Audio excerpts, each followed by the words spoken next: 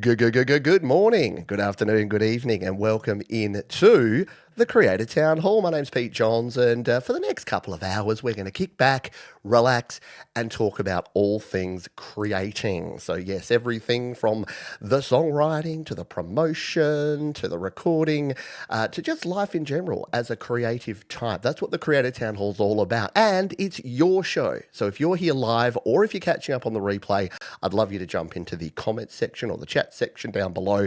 Leave us your questions, leave us your comments, because this show is for you. It is for the community. It's the Creator Town Hall.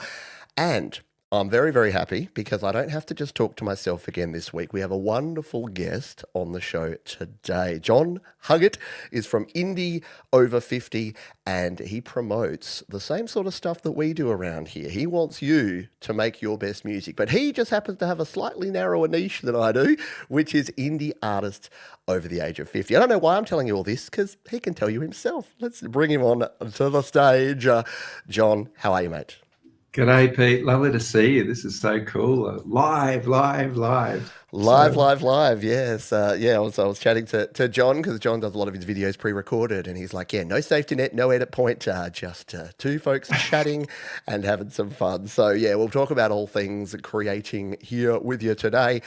John, Indie Over 50, for folks who are uninitiated, who don't know what that's all about. I mean, it sounds pretty obvious. Is your focus indie musicians over the age of 50 and helping them create? What's the Indie Over 50 channel all about? Yeah, Indie Over 50. Yeah, it's dedicated to those of us over the age of 50 releasing original music on YouTube and Spotify. So it's even narrower still. But I think it came from a couple of things, Pete. Obviously, I'm well qualified into that category. But the other thing is I was kind of like going down the YouTube watching thing, and one of the things that came up in the feed, the algorithm is very clever, and it introduced me to a guy called Kevin Colby who was saying why you must start a YouTube channel if you're over the age of 40. And anyway, I loved his content and his vibe, and it just got me thinking. And then I was thinking about, what can I talk about? Do I talk about business? Do I talk about that? Or do I talk about, cooking? But I don't do that, or hardly. And then, obviously my lifelong passion has been music. So, and now with a bit more time in my world at my age and career stage, talking about the challenges of putting out music into this new world was kind of something I wanted to go for. Very cool. Yeah, it's interesting because I'll let folks know this now. If you're watching here live, straight after this show, or if you're watching on the replay, there'll be a link in the description down below. I was lucky enough to chat with John over on his channel, so we'll be doing the same sort of thing over there after this one. So hang out for that. But yeah, it was interesting. I said to John, I feel like an imposter not being over 50 and being here, but I said, look, I qualify because about 30% of people who watch my content are 50 and over. So I feel that I have at least a qualification because of that. So yeah, it's interesting that you were inspired. So I'm assuming this is Kevin Colby here that you watched to start with. This is Kevin. Yeah. That's Kevin. Yeah. He looks like he's got see, look, I'm subscribing right there. I'd say he's a lovely, it's one of the beautiful things about YouTube is you do feel like you connect and you appreciate and you engage with a personality, is that direct. It's YouTube and not MeTube. I think, as you said the other day, which is, I think, a lovely reflection. But look, he's got a really powerful background in broadcast TV editing. So he's got that professional background. But then he was, tossed out of his work, as he'd probably say, and was looking for how to connect and just engage his audiences around creating and producing videos. And then he really just doubled down on this over 40, and that was the YouTube clip that went viral for him. And now he's got, like yourself, well over 100,000 of those subscribers, and providing inspiring type of videos and commentary about creative items, not about music, of course, but it's certainly about sharing and creating community. Which is so fundamental, as folks that know me and know this channel know that I'm big on, like my create, record, release, which you've used as the name of the video over on your channel after this one. That's been my mantra since sort of day dot, because yeah, I got into it for the same sort of thing. I was inspired by other creators and couldn't find the exact niche that I wanted, and there really isn't too many niches for those that are of a certain age that are out there creating music. So, and it's great that that you've created this, because not only is it the information you're providing, but you're providing a forum and a community and playlists and places that people can actually share their music and share their experiences as well, which is really, really cool to see. We'll say good day to the folks who are here live with us, who have been kind enough to join us live. Hello to Thomas Christ. He's one of our wonderful moderators around here. Hello to Denise. I hope you are doing well. We've got Scrutiny of the Reptile. Hello to you. We've got Lewis Cook, who is hanging out with us here. Good to see you, Lewis. Mr. Mark Bro. Cold Acre, only 20 months till he qualifies. There you go. Heading towards 50. And Scrutiny of the Reptile says John's channel's great. Been following him for a while. There you go. Oh, thank Very you. cool Wow. stuff. Mark Bro, just a tad over 40, 67 to be precise. But yeah, it is. It is all relative, and it is. And look, I titled this one "Why It's Never Too Late," because I think that a lot of people get to. I see people do this. They're like, "Oh, when I finally retire, when I finish all my work stuff, then I can do all this fun stuff." And by the time they get to that, they're like, "Oh, now I don't know where to start." So I think there's a lot of folks out there that either don't have the know-how, don't think they can do it, haven't tried it yet. What's the sort of first advice if someone's coming to you and they're like, I'm over 50, I've never done this before, but I played back in the day, I played guitar, or I played in bands, or I used to write songs. Where do you start? Is that too broad a question? Or what would you tell someone that's just like, I know nothing, I got nothing, help? Yeah, look, first of all, it's a great question, and I'll paraphrase my advice from yours that you said the other day. Well, the best time to start was 5 years ago, and but now it's today. Look, in terms of advice, I think there are enormous range of people out there ready to help. At the local level, there'll be your local music studio. There's a number of places around the world now which run weekend warrior courses. I can play 3 chords. Can I get together with a group of people and play some old Rolling Stone songs, or whatever the case might be? And all of a sudden you're in a group of people. So that's a pathway. The other pathway is online and finding your tribe and communicating and collaborating. And in terms of that practical help, like your channel, there are so many resources available now. For free today, you can start with your iPhone, your iPad, your computer. I think you referred to Audacity is free for a PC. So there are free pathways on just about most platforms, firstly. And secondly, there's just this amazing array of help out there on YouTube that want to help you in terms of learning and improving as well. 100%, and it's great to find sort of everyone seems to have an impetus, an entry point where they come in, and folks have referred to me as like the gateway drug, because people will find a video of mine and then they'll come into the community and then they'll branch out and they'll find other creators and they'll find other people, other artists, and they'll start working with other people. So yeah, it's interesting to find that. For me, it was the likes, Joe Gilder and Graham Cochran and these guys that were doing home studio stuff, where I was like, oh, wow. And I was talking to you off air before, that early on I was like, right, I've got to level up my game. I've got to be like these other people. And then you kind of stop and realize, actually, I could be the best version of me, because that's what people want. They want that human connection, that authenticity. And obviously you connected with Kevin and his style. And then you were like, right, now to develop my style and the way I'm going to connect with people, which is very, very cool. We've got some other folks who've joined us here. We'll say good day to Joe and Barry Glenn. Tremor Bear, hello to you as well. Hope you're all doing well. There's Barry Glenn as well. I don't mind being over the hill. The perspective is just different, but I'm still the same. Exactly. It's all comes down to perspective. For those that are just joining us, please check out John's channel, Indie Over 50. That's linked in the description and also in the comments section there. And if you've got any questions, I usually make this joke. It's not funny. It never has been, but ask your questions. The easy ones I'll answer, and the hard ones I'll refer over to John so he can help you out with those. All right. So let's go back in time. So I've sort of heard about the YouTube journey and what you've been doing lately and helping people out. But what's the John Huggart origin story when it comes to music? What got you into it? What was early John Huggart music playing and creating like? And then yeah, all the way up to what got you back into it more recently. Yeah, thanks, Pete. What got into me? What got me into it was going to watch a film. I don't know why I went and watched this film back in 1979. I was probably about 15 or something like that, and I watched a film called The Birth of the Beatles. I think it was The Birth of the Beatles or Back Beatles, something like that. And it was just shone this light on this Hamburg formation of the band, the Hamburg period. It basically went through that evolution story until they went to America. So it wasn't on anything subsequent. And I think that might be it. Yeah. And what year? 79. Yeah, there you go. 79. Looks pretty good. So for some reason, I went to that film, and it just made such an impact on me. And I identified with I guess my ego identified with the opportunity to become famous. I love the music. I love their origin story, the pathos of Stuart Sutcliffe. Lost R.I.P., who was a founding member of the band and lost his life.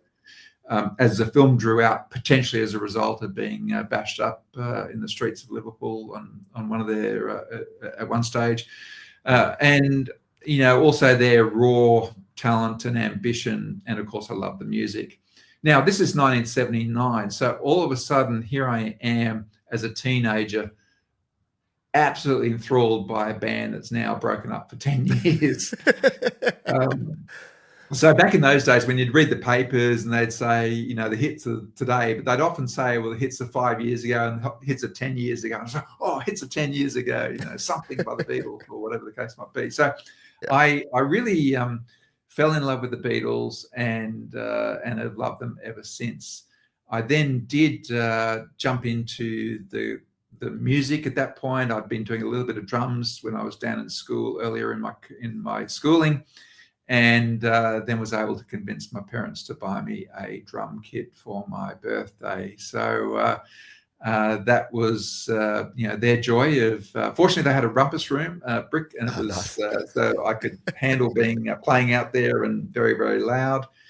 And that's what got me going. That was my core instrument. It still is. Back before that, I'd even had a few lessons. The only music lessons I've ever had was on the drums, about 6 of them, and that is my core instrument today. In terms of my competence, I've always said that if the Rolling Stones were at a concert and their drummer wasn't available at the last minute, no longer Charlie, I could probably step up and I wouldn't embarrass myself totally. Nice. Other than that, I play bass guitar and rhythm guitar to write and acoustic guitar to write songs on, and I'm more a weekend warrior. Nice. Very cool. So yeah, so it was a bit like the Beatles started it all. Yeah, it's interesting. I think we've all got that one moment or that one band or that one performance where we're just like, wow, that's what I want to be. So so the dreams of rock stardom, mate. Did you start that early playing in bands? Were you gigging out around the main streets of Sydney back in the day? Yeah, that very much so. So it was obviously still at school. So met like-minded and friends with like-minded. So we had various iterations of bands, varying levels of competency. But I think the fortunate thing, I was able to be in a band that included originals, and with another chap who's gone on to have a career in music and classical music, as it turns. But it was really, really engaging and interesting to get involved in songwriting at an early age. So yes, I did write a few songs, and they were pretty ordinary, but it was just a great process to start. And of course, all the covers that we did. Thereafter, as I was going to university, again, formed up different bands at different times, including my schoolmates, and did everything from busking the streets, pubs and wine bars in Sydney. As I like to say, a lot of the pubs closed down soon thereafter. It was an incredibly buoyant time, the 80s in Sydney. That was Angels and AC/DC and In Excess were at our pubs, Midnight Oil. Yeah. And it was a fantastic time, but it was also receding. And part of the reason for that was a couple of things. There was the fire laws introduced in 1985. We literally got gigs cancelled that night because all of a sudden they worked out where you can't have more than X amount of people in a pub with only one exit, or without them being signed, or sprinklers or whatever. So that really started the shrinking process of live venues. And then, of course, the other thing was the jukebox in the corner was replaced with a music video place or a DJ. So, just that normal decay in live music. And but over the years, been keeping in touch, playing in a lot of bands, originals, and cover songs as well.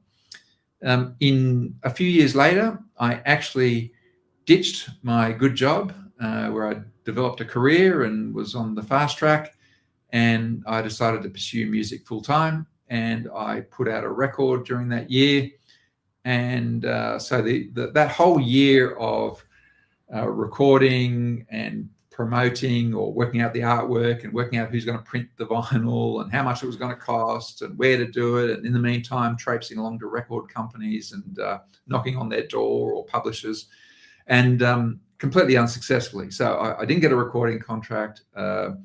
The song was released. It was still available on vinyl, not available, but it's vinyl record, and it was played on radio, but not enough. It was available through stores, but didn't sell many. And but the beautiful thing I took away was just the experience. Like, that's all I've done for the year, and I learnt so much and enjoyed it so much. So at the end of the year, you then got a pivot. You got that life moment. Do I do this for another 10 years and become an overnight success, or do I go back to the corporate world? What I had learned about myself was that I am not a singer. So that was one of the issues. I should never have sung on those records, firstly. And secondly, I think I had a lot more to learn and a lot more of craft that I wasn't prepared to invest in those next few years. So went into the corporate world, and there I stuck for another 30 years or whatever it was. I mean, it's a familiar story, but I guess the difference from most of us and you is you had a crack. You had a red hot go. You actually did the thing. You did the rock star thing for a year and worked out that it was probably, like you say, a little bit longer being an overnight success than just being literally overnight, because there's a lot of hard work that people don't see behind. I think it was Billy Joel that said, it took me 20 years to become an overnight success. So it's long, hard work to actually do it. And especially, and again, we'll talk about sort of creating and the more modern ways, because obviously your channel's, as you've already mentioned, very focused on helping folks share the music on YouTube and Spotify and online streaming platforms. So it's very different then. But the idea of people don't even think about printing vinyl or getting runs of demo tapes done and selling them out of the boot of your car at gigs for $5 just so someone might listen to one of your songs somewhere. So it was very very different sorts of times for those of us creating back then. But that's really cool. And do you have a copy of that vinyl record? Is that I do have a copy, and I think it's one of those pictures up there has got it in one of the in the frame up there. It's not a gold record, it's still black. But it's there. And I'll tell you a funny story about the vinyl, because this is the real thing about physical things. I picked it up on here we are in January 2026, Sydney, and it's around Australia generally. There's been a long heat wave. Yes, I love it. Not everyone loves it, but I'm not overly exposed to it in a dangerous position. But I love the hot weather. But I picked it up on a similar day, early December, perhaps, in 1988, and it was a really hot day. I had them in the back of my vehicle, and then drove to wherever I had to drive. And then when I got them out, that excited moment, opening up, ripping them open, and I found all the 7-inch vinyl records were warped, like everyone. And I was absolutely devastated. Absolutely. And it was a Friday afternoon. So first of all, I blamed myself.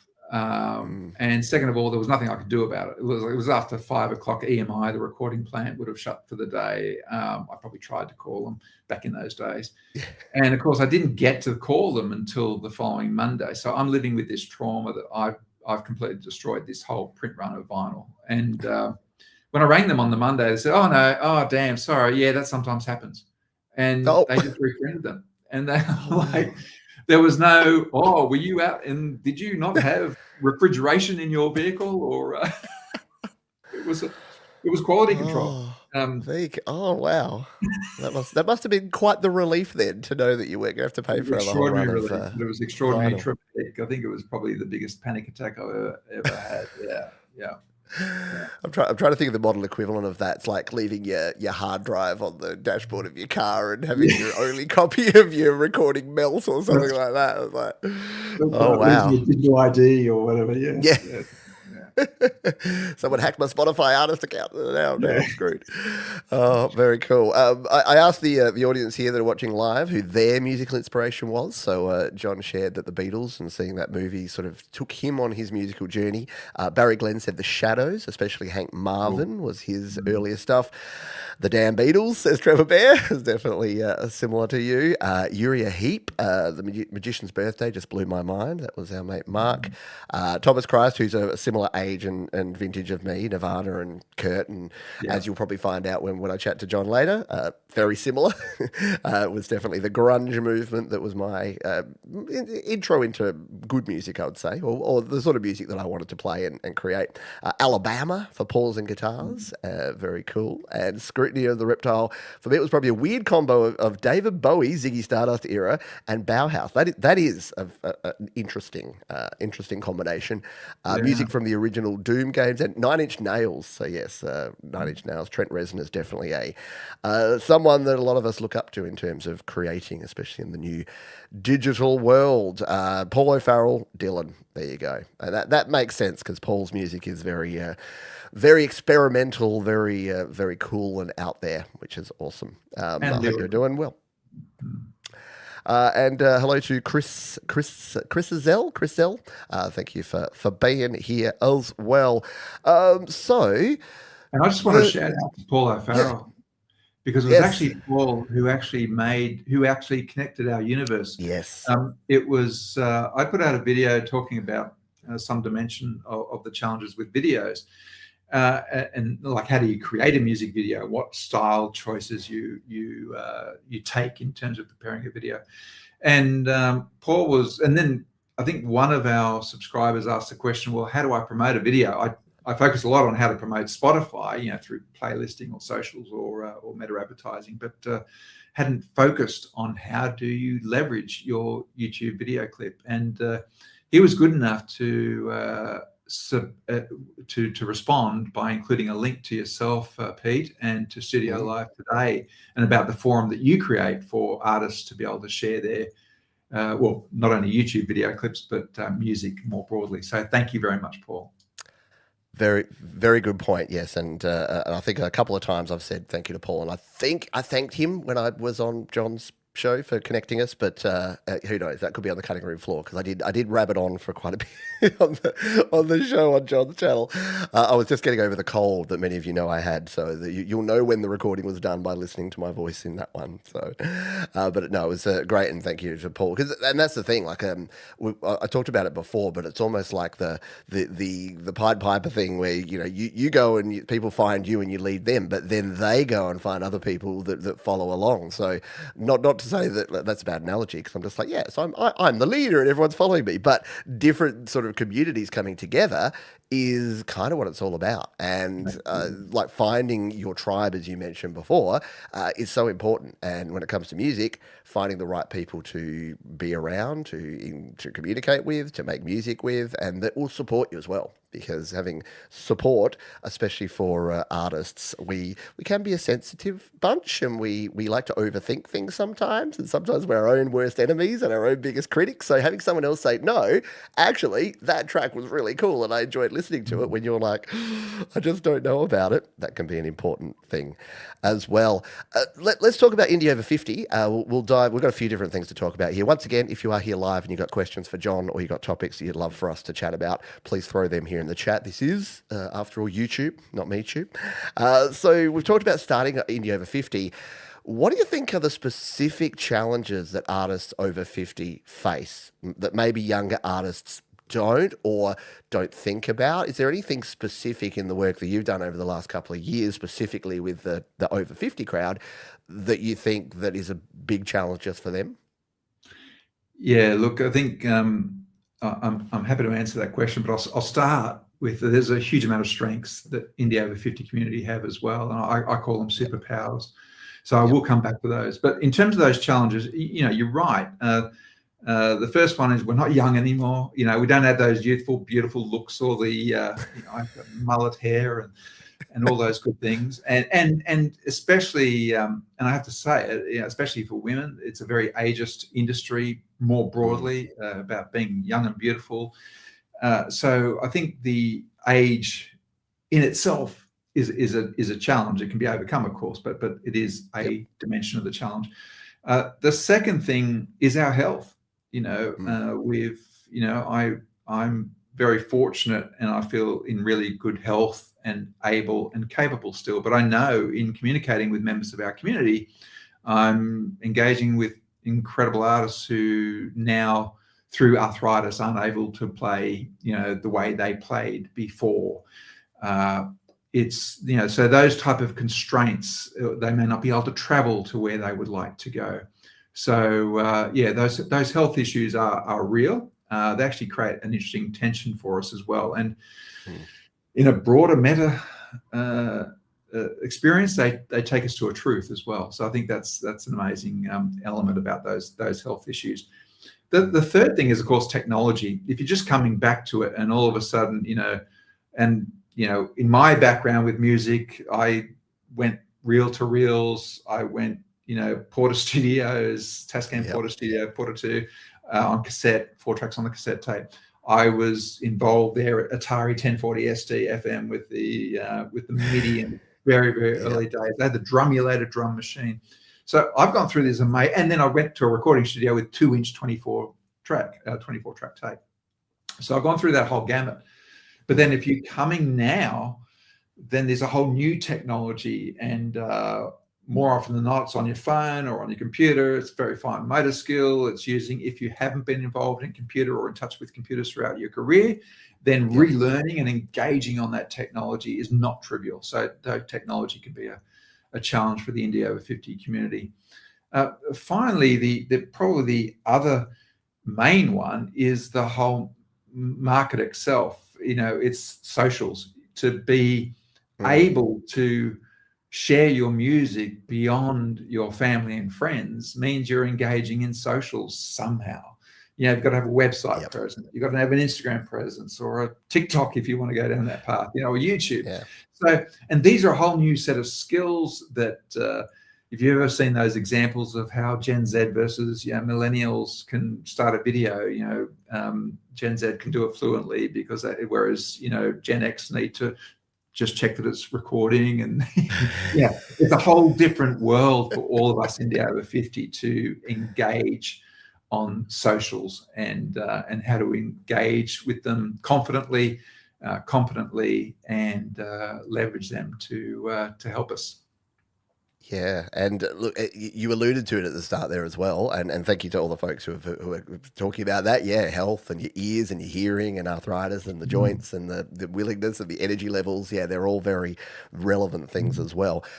You mentioned it before though as well, and the second part of my question was going to be, but what are the advantages? What are some of those superpowers that folks who are over 50 have that can actually make it better and easier and more comfortable for them to be creating and sharing music?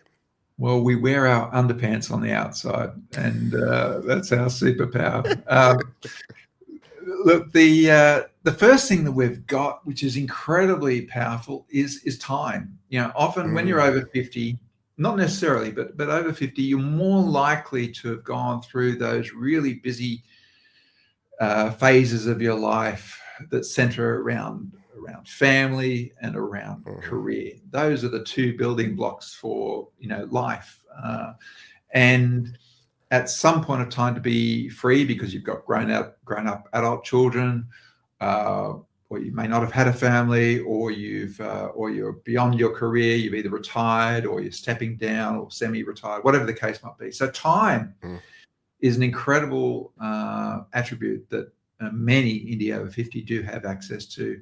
The second one is purpose, because we've kind of got a reason for it now because we choose to do this, and Mm. the purpose.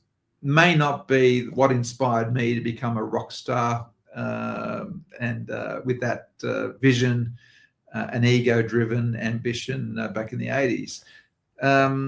But when we ask ourselves the question why, and for me, it's because of how I breathe. It is who I am. It is how I engage with the world, how I make sense of the world. And so to be clear on that, and I'm not doing it to generate money, and I'm not doing it to generate fame. So the ability to move beyond that is a really, really powerful attribute of an indie over 50 artist. Now, it doesn't mean that you don't want to generate money or generate fame or the deserving recognition of a great craft, but it's a very different ambition.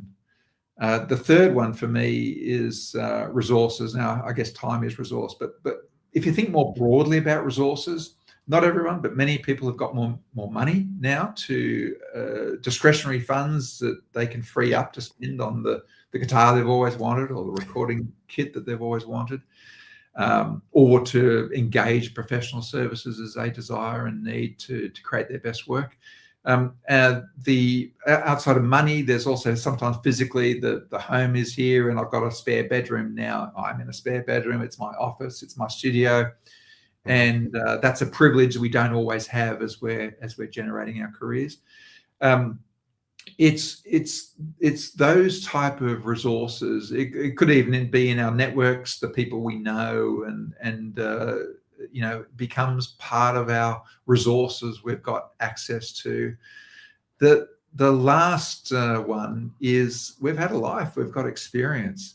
And, if I think about what I navigated, I generated so much lessons and education through my year devoted to music that, quite frankly, have stood me in good stead in business through my working career, because I learned about the value of cash flow, about the fact that if you didn't have anything planned, then you got out of bed, then nothing was going to happen. You weren't going to get food on the table, So all those real life lessons, and as AC/DC talked about, being ripped off, and the bad pubs and the bad gigs, and I've gone through all that, and that is incredibly empowering. And then by the time you add to that a lifetime in work, in family, in relationships, those experiences can be really, really powerful to help you be, effective in achieving your aims as an indie over 50 artist. So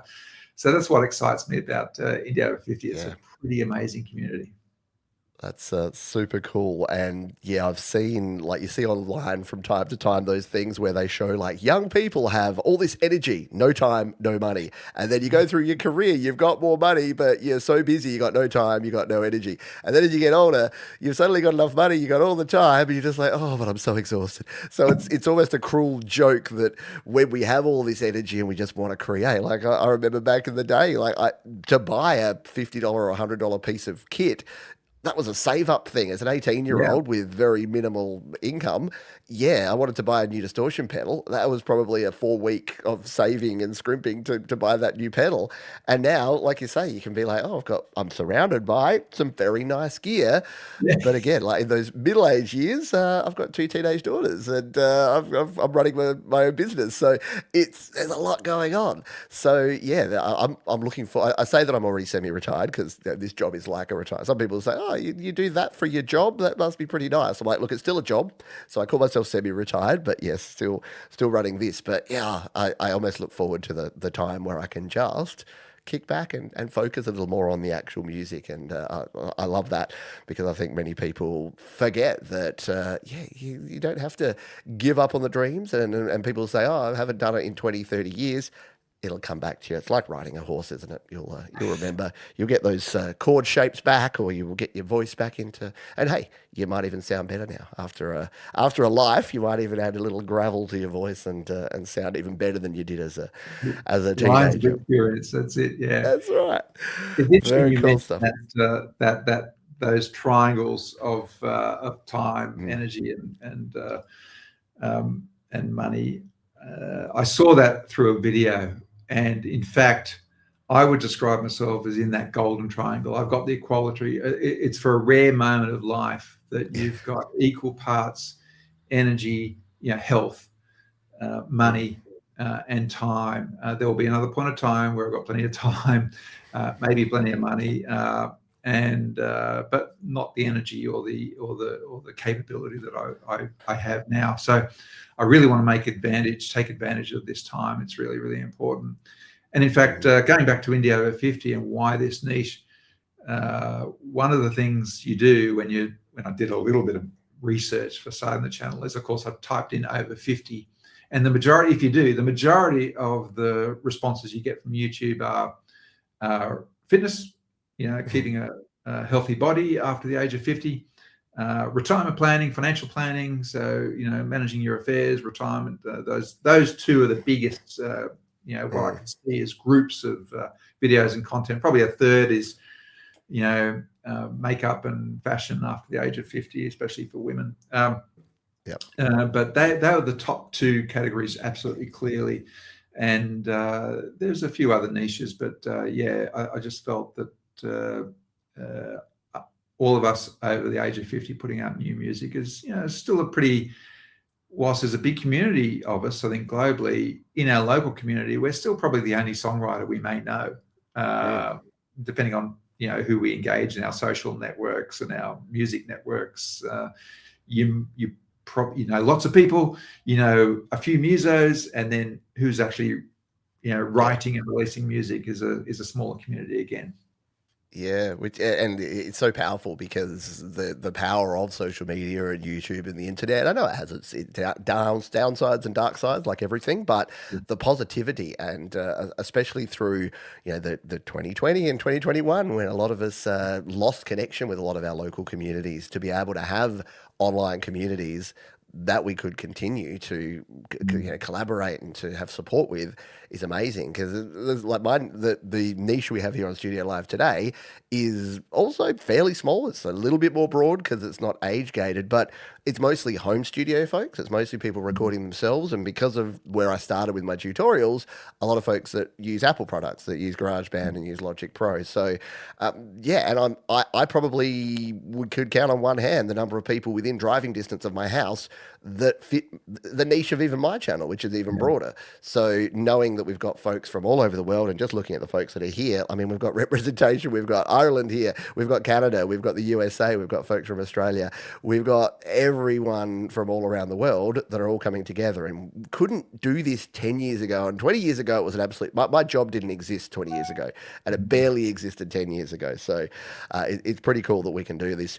A quick pause here to say, make sure that you have subscribed to Indie Over 50. Here is the channel. This is what you're looking for. John's smiling face there with his very cool hat. So you can go and subscribe and check out all the videos. There's some great interviews on there, as you can see with the red lines there. I've been watching a heap of them of late, and also a bunch of advice on how to actually promote your music. And that's something we'll talk about in a little while as well, because I know a lot of people they're like, okay, so John's create, record, release, then what? And I'm like, I'll send you somewhere else for that, because that's the hardest part, I think. In fact, why don't we, if you're cool, we'll jump into that now. Why don't we just talk a little bit about promoting music? So once your over 50 indie artist has workshopped their song, maybe they've collaborated with folks, they've got it recorded, they've learnt how to use whatever DAW or software or hardware that they're using to record it, and they've got their finished product, their beautiful mastered WAV file with some beautiful album art, pushing it out into the world. What then? What's your learnings been, and what the sort of things that you're teaching over on Indie Over 50 for folks when it comes to promoting their music? Well, the wonderful thing about, as you say, once you've done all that effort and you proudly share out into the world, then as maybe some of our listeners right now will appreciate what the first response will be. And that will be crickets. The challenge is we tend to share with our family and friends, and we'll get a polite few streams or likes or comments, and which is really wonderful and affirming. And then it's a matter of where do you go to from there? Now, this is a journey I've traveled. So in returning to music, as I did from releasing music, at least. I was constantly playing over the years, corporate and charity events and stuff like that. But when I came back to actually recording and releasing again, that was only a few years ago, and I put out the song. So the same expectations of everyone else. This is a great song. I'm very proud of it. I'd gone into the studio. I have absolute respect for people who record at home and produce and mix at home, because you've done so well, because you have to master so many great technicalities and capabilities and software to be able to do that. So all power to you.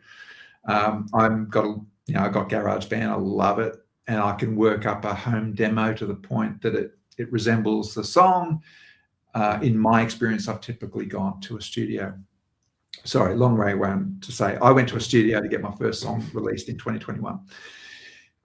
When I released it, very proud. One of the other things I did in combination with that, I did submit it into some songwriting contests, and that song did particularly well.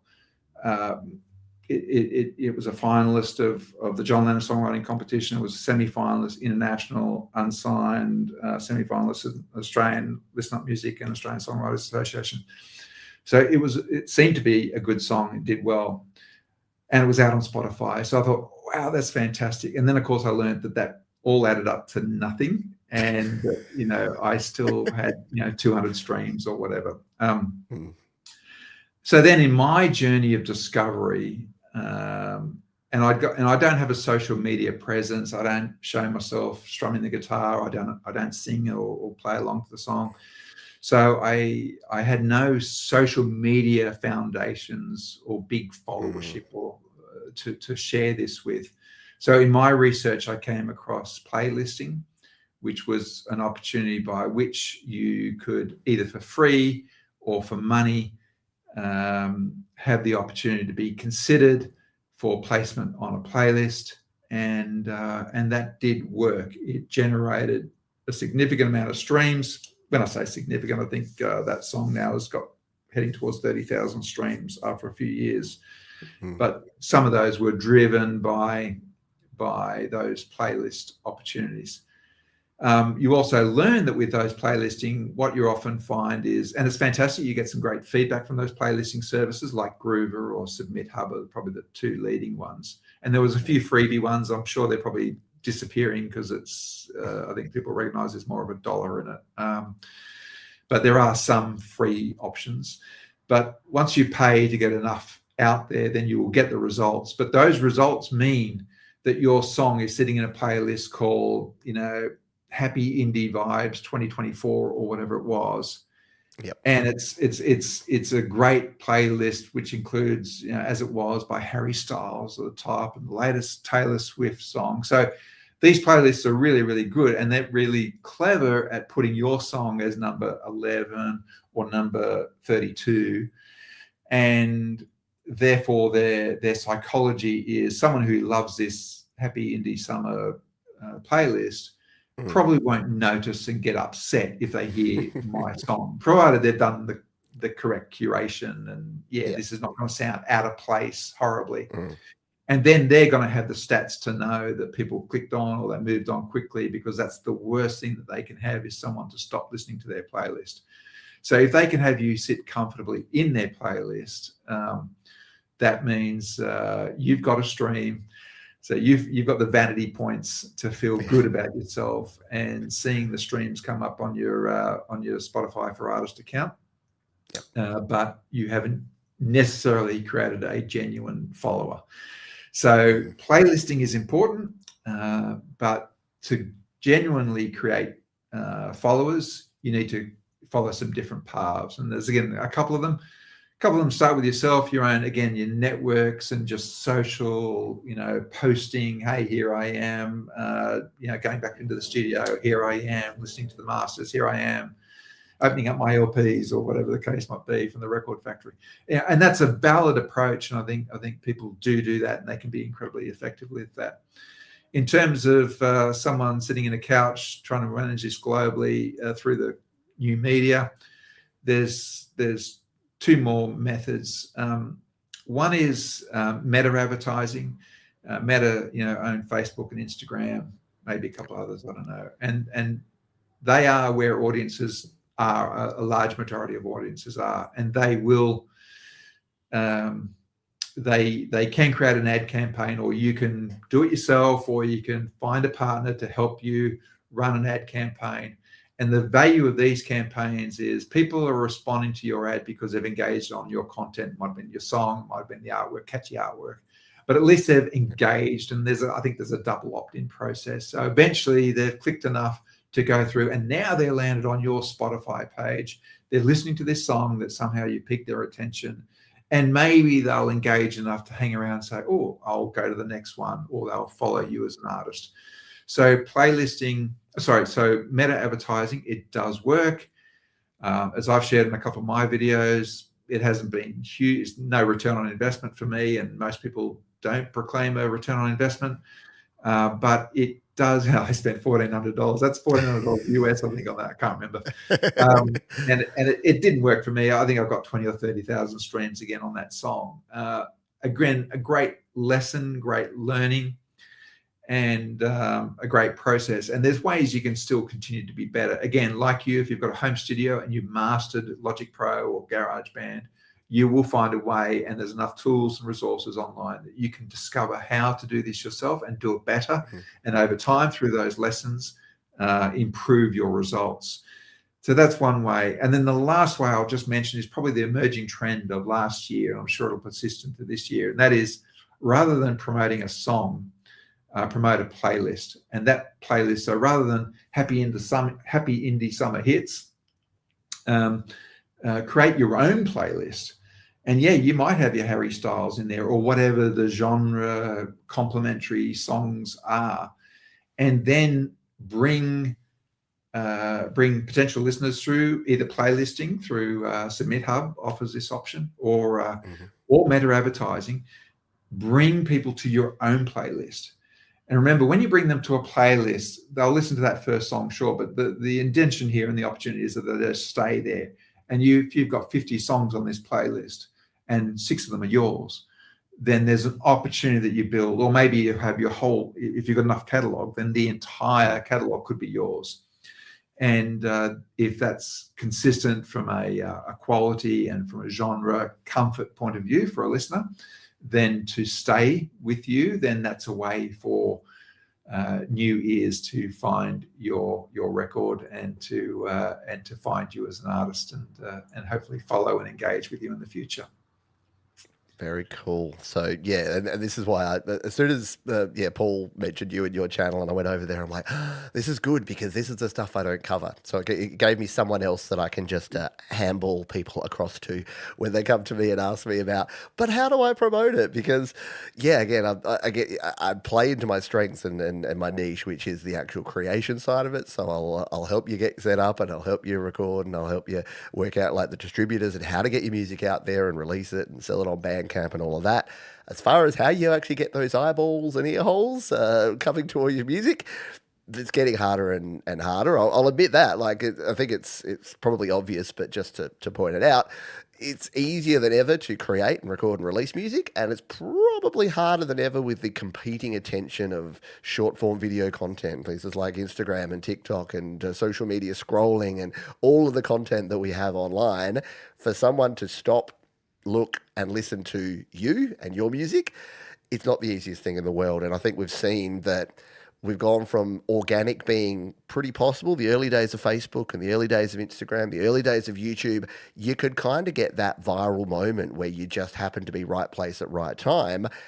More so these days, we're seeing that if you really want, especially want to see the numbers, and we'll talk about measures of success a bit later as well, but especially if you want the numbers and you want to see that people are interacting with your content, then paid options are going to push the needle. And there's good paid options and not so good paid options. So have you do you, like the rest of us, in your emails and in your direct messages, and in comments on YouTube videos, do you get the, hey, I'll get you 4,000 Spotify plays for $10, just sign up here? Have you explored any of those or had experiences with any of the shadier side of marketing? Look, I haven't gone down that rabbit hole, but I've certainly had the approaches frequently. And look, one agency I did engage with who approached me in that fashion, but yeah, it was a complete waste of money. So I think, and they weren't shady; they were legitimate, real people in an agency. But yeah, there's so many traps. One thing I should just share though, and that is I did share it in a video about this, how to promote what you should stop doing. And one of the big takeaways for me was to recognize that even in my corporate career, I was, had multiple leadership, senior executive roles in large companies, including responsibilities for major marketing. Including leading me at some point. Oh, yeah, we'll talk about that later too. Very sliding doors moment. Yes, you and I worked together at Australia's leading energy company, so when I was there, and when you were there, probably we put an ad together, and you'll be horrified to hear this, Pete, but it cost us $1 million to record this ad. This is back in the days where everything was a film set and all the talent and all the production, and much more expensive than it would be. Was this Ellie the Fairy? Was this Ellie the Yes. Fairy, John? Yeah, exactly. Yep. So it was really high production values, really high concept. But the intention behind that plan was you spend it. The general truism is to leverage an asset. Like you've built this asset. To leverage it, you need to spend 6 to 1. So the intent, we had a $6 million budget to actually advertise it and put it out on TV. And of course, like most corporates, we just went through the pendulum swung, and we launched it, and then we had a bad summer or a bad winter or a bad decision or something corporate happened, and we were on a run chase to cut costs, and so we ended up spending less than $1 million on advertising that campaign. And there was a whole series of intentions with that campaign to leverage it out further over the future. And so as a result, certainly didn't have the impact that we were intending. And then of course, then you go and change the manager and there's a new ad campaign coming through. So the usual joys of corporate. But I know that, we had other campaigns that were highly successful, and you always double down on the advertising. So you spend $1 million, or you spend 100 grand, or you spend 10 grand, and you've got to be spending 6 to 10 times that on the media to get the value of it. Now, even my video where I spent $1,300 on Meta ads or whatever, that was still only 1-to-1 for what I'd spent on the recording. And I do go to a recording studio, so it was still only about 1-to-1 to what I'd spent on the recording. If you think about what a record company do, this is their magic. What they do is they spend 100 grand on the album. Now, in reality, they've got the 100 grand to the artist, which is on their forever pay ledger now. But 100 grand they charge the artist. It might only cost them 50 grand because it's in-house studios or in-house producers or whatever. But let's say they spend 100 grand. Then they'll add value, right? You've got a great PR person, you've got a great photographer, you've got a great stylist, you've got a great video clip. They create all those assets for another 100 grand. And then they go the tour, they've got all of a sudden the PR is aligned with the advertising that they're doing on this market. And all of a sudden, they've spent 600 grand and that is now on your tab. So you won't earn $1. You might have been sent an advance for 50 grand, so you can just become non-starving for the four of you for a few months. By the way, the limo and the champagne has all been charged to your account. So none of it's anyway, that's their model, and they do it incredibly well because they've got often vertical integration with some of the media companies or very tight relationships. They've got TV shows and radio shows that need news stories, that need new content. Hey, we've got this band just coming out of Sydney, or we've just got this band just coming out of London, and that's a story for them. So that's a very effective channel, which record companies are so good at doing. You're right, because the cost of creating and releasing and recording is becoming so low. What they're doing now is they're doing none of that early stuff. They're saying, look, if you've got a million streams on Spotify, then actually, we can help you, because they'll know that you've done all the hard work. You've got a really good product. You've built up a customer base, whether it's 1,000 followers or 10,000 followers. Then they'll say, so they don't go and listen to you at the pub. they will just look out on social media. Someone's got 1 million streams. And they've got 100,000 followers. Then they'll say, let's invest some money and let's leverage this person and make them an overnight success. So, yeah, I hadn't really thought about it exactly those terms, but it's sad now, isn't it? That all the risk is with the independent artist, and you only get a record deal at the point where you could probably do it as an indie artist anyway and be making money. So It's a very pivotal point that you raise there, and you'll see again on YouTube. You'll see these people who are making that decision. They're making that decision. They're saying, "Well, okay, I've now got 100,000. Do I need to become under the record company stable and with some of the restrictions and some of the benefits, no doubt, but also some of the restrictions that come with that." And that's why you see really successful artists who can set terms on their new record contracts, and then Taylor Swift, who just steamrolls over everything and says, "You're not even getting my masters now. I'm going to re-record everything." Which was quite a baller move to just go in there and say, "All right, Taylor's version, yep, suck it." And then I think about, and all of us, on this call today, or songwriters, we all think that we've got the song that could be massive. As we write it, as we record it, we always imagine it being sung at the stadium with 100,000 people there, or we all imagine it being, the theme to the movie, the opening credits of a movie. Some part of us has that. Some part of us, not for every song and not for all of us. But if you do, and then the question is, well, if I've got that song, why hasn't it become successful? And it's sitting there, and I've got 23 followers, or it's had 32 listens, or my video clip, or whatever. And then you think, well, the alternate reality is Billie Eilish, right? The story with Billie Eilish is her and her brother put out this song on SoundCloud. And that, by the time they woke up the next morning, they'd had 1,000 views. And then by the time they got to call each other later in the day, it was 10,000. And then it was, went to 1 million. It was just an extraordinary success. Now, it is a really good song, no question at all. Is that story true? I understand it to be true, but I've also heard the rumor that no, they were well paid, well funded, and it was all part of the marketing campaign to call it an overnight success on SoundCloud. And the last thing I'll say about SoundCloud, before I hand back to you, sorry, I told you you could call this show Tangents weekly, because we love our tangents around here. I'm running on this now, but just SoundCloud. SoundCloud, it was a great, very eclectic platform, and I've used them. A lot of my songs are up there, but I've just used it recently, just put up 2 songs that I'm about to release on Spotify. But sometimes you just want to share them with people to have a listen before you even release them, and they don't prefer the actual file or whatever. So if I go to SoundCloud, you can find these 2 new releases about to come out. But SoundCloud has changed now so that they can only exist through income. So if I just put a song on SoundCloud now, no one hears it. I've got 6 followers. Like, there's nothing there for me, and I'm not promoting it. It's there as a place to park.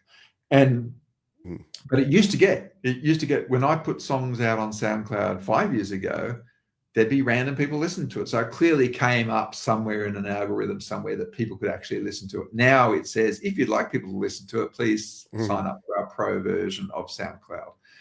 So it's just an example, probably me beefing about SoundCloud, but also probably just confirming what your observation is, that the organic pathway to discovery is reducing, and the paid investments or paid mechanics become increasingly are a requirement to invest for growth.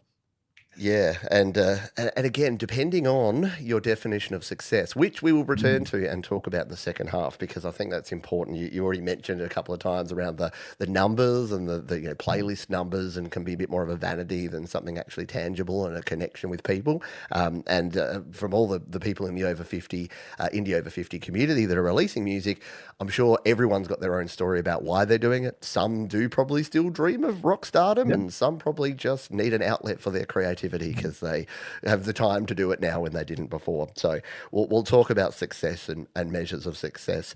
When we return, we are going to take a little break in just a jiffy, a little music break. I did want to say Dan Steely, who's asking the community here some questions about digital audio workstations and the more technical side of things, and getting some great feedback from folks about Windows and Mac and what you can and use. And yeah, look, there's so many different things that you can use. And as a quick little sort of teaser, we talk about that on John's channel straight after this one. So in an hour's time, we'll finish up here. We'll send you over to Indie Over 50, and you can check out my interview with John, where we definitely do talk a lot more about the practical sides of things. So apologies if we're not answering the questions or going into the weeds about here's how you plug in your interface and here's what software to use, but we will definitely talk about some of that stuff when I catch up with John.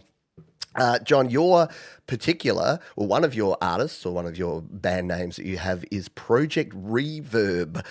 Now, tell us a little bit about this, and we are going to play a song from Project Reverb in just a jiffy, but where'd the name come from? And you're collaborating with other artists with this? Why are you not just John Huggart? Where did this all come out of?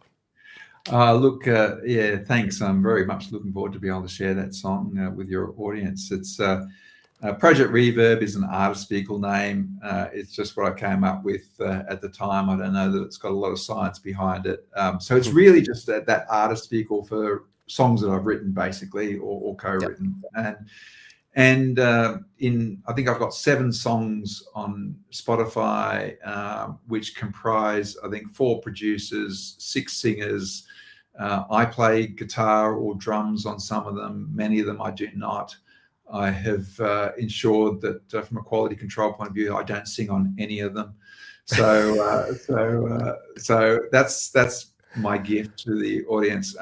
But then from a collaboration point of view, it's been a really great vehicle. It's given me a lot of flexibility. I tend not to write one genre, so that's part of my problem as an artist, because Project Reverb is not indie rock. It's not blues, jazz. It's not pop, because it's a bit of everything.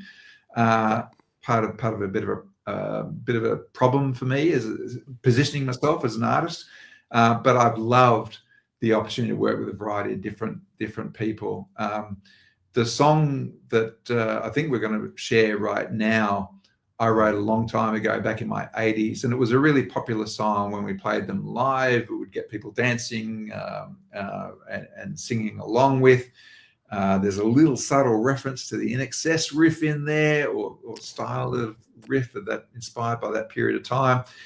But the excitement in recording it for the first time properly a couple of years ago was also being able to reimagine it in a modern context, but also for my daughter to be singing on it. And she's an amazing artist herself. You know, she's not a practicing artist these days, but she did go a long way down the track of a recording and actually co-wrote a #1 hit in Australia. So that's another story, another time. But we'll chat about it afterwards, yeah. and an amazing singer. So the excitement for me with this was to reimagine this 80s song in the 2020s, to have my daughter sing on it. I think it's a beautiful production. And then from a YouTube point of view, this time I made a bit more of an effort. I spent a bit of money with Fiverr to put together a thematic film clip or of a lyric video. So someone somewhere in the world in Fiverr pitched this, and I paid them. I think it was about $300 or $400. I think that did a really, really good job. And it's kind of through focusing on a couple of kind of lines with the lyrics. So that's what I'm excited about. This song called "Could Be Love." Beautiful. Well, John, I'll give you a 5-minute break here and throw you backstage, and then your music lifestyle. I'll introduce this track from Project Reverb featuring Una. So, John, we'll see you back here for the second half in about 5 minutes' time. All righty. Yes. So it's been wonderful having John here on the show, and John will rejoin us for the second half of the show in just a jiffy. But for now, I think you're going to really dig this song. It's a great video, wonderful singing from John's daughter, artist named Una, and John did the songwriting on this one, and you heard before how it came together there. So we'll get our settings up here so that we can hear this track together, and we will give it a spin here. So this is Could Be Love by Project Reverb featuring Una here on Studio Live today.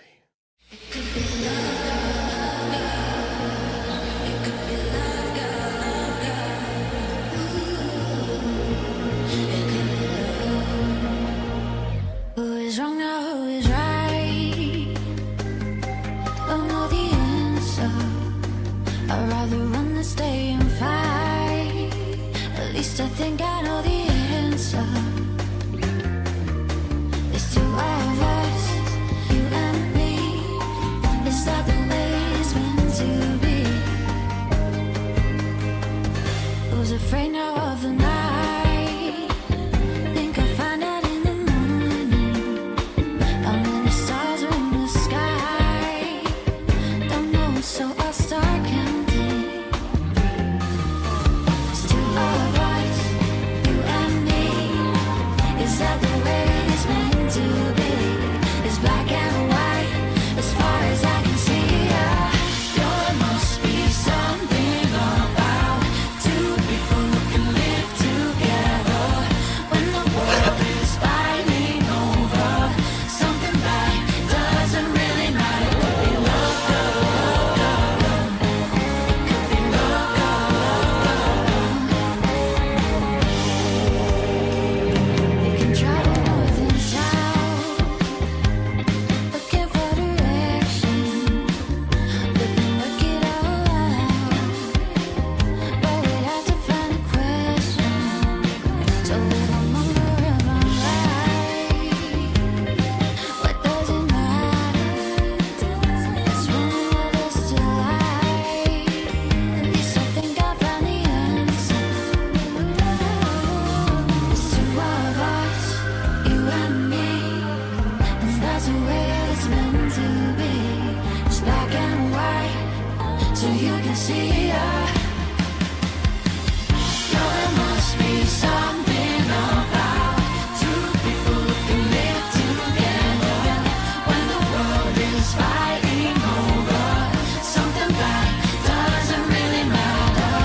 There must be something about two people who can live together when the world is fighting over something that doesn't really matter.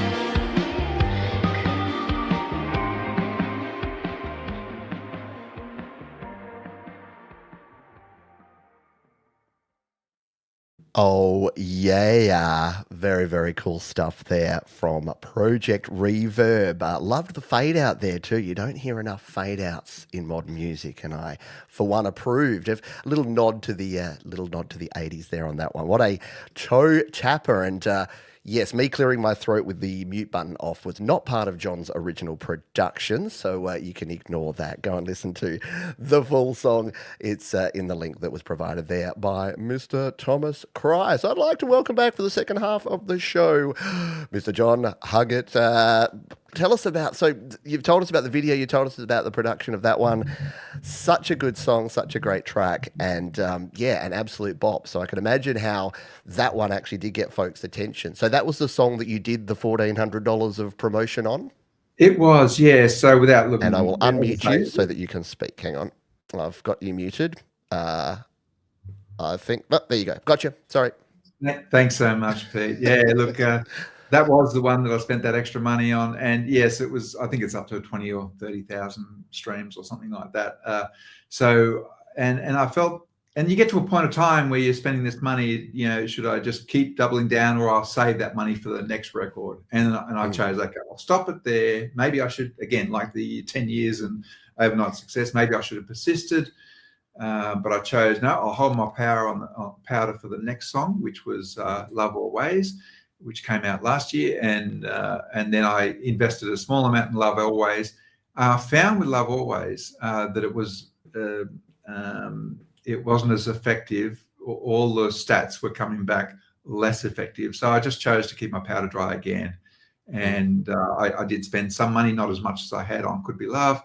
And again, remember, in the broader context here, it's still a record company executive would look at this and say, you've underinvested. It's as simple as that. They would look at it that way. As an independent artist, we look at it and say, I've overinvested. I'll never get a return on investment on this. I'll never get my money back. And that's kind of, that's an absolute truth. And if anyone knows, and if any had any royalties generated, 100,000 streams is still only about $400 of revenue. So, it's incredibly small bickies.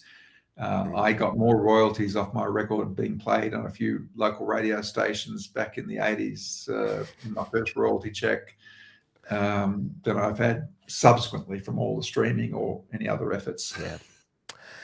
Yes, it is a challenge, and for those that know the rants that I've gone on about Spotify and some of their decisions, so anything under 1,000 streams now doesn't get any royalties. So those of us that are starting out, or if you have a low follower base, there really is that barrier of entry now to getting there, which does mean that it's worth considering some of these things, and it's clearly it's something that a lot of us don't think about in terms of the return on investment, because some of us don't have that as a measure of success, which is a lovely segue into what I wanted to talk about next. So of the artists, the Indie Over 50 artists that you've worked with, what are some of the reasons that they give you for why they want to make music and why they want to create music, and what are they aiming for, or what are their measures of success? And I guess the same question of you, how do you feel successful? How do you know if you've been successful with your music creation and sharing?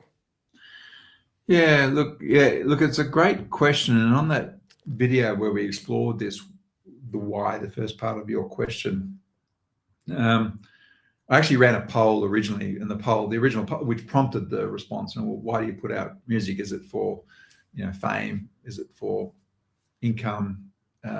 Is it because it's just what you do? I can't remember, there was a fourth one. Anyway, and the reality was not many people were focusing on fame and